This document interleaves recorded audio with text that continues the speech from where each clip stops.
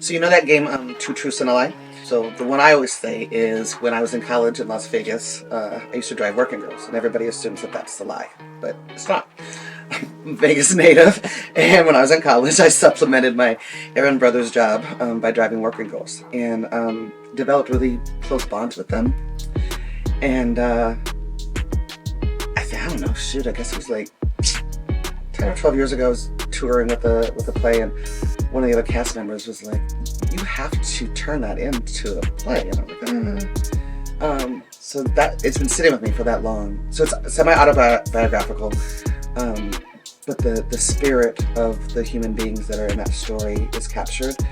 And it's about this college student, Mary, a theater major, whose dream is to get out of the bleep hole that is Las Vegas, and all of the obstacles that exist to doing that, from how small of a town it is to the free access to substances of all sorts everywhere. And she develops these relationships with these working girls who, getting emotional, who root for her to get out, you know?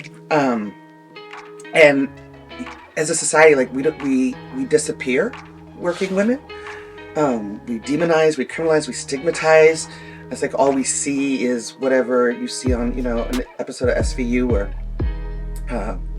Bad Boys. And we forget that these are whole human beings with hopes and dreams and aspirations and talents and children and families. And so I really wanted to have that conversation and have it intersect with being women of color. In this place where I grew up, where I learned very early that women are bought and they are sold. People have this idea of Las Vegas like it's a frickin', Disneyland. It's not. It's gritty, it's grimy, it's rough. A lot of people don't make it out, they don't survive.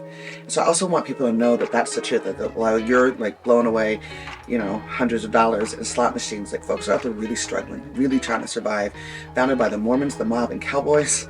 It's a complicated and intense place that I also love, right? It's also surrounded by Red Rock Mountains and beautiful nature. And so I also wanted to paint a fuller picture of this very odd place in our country.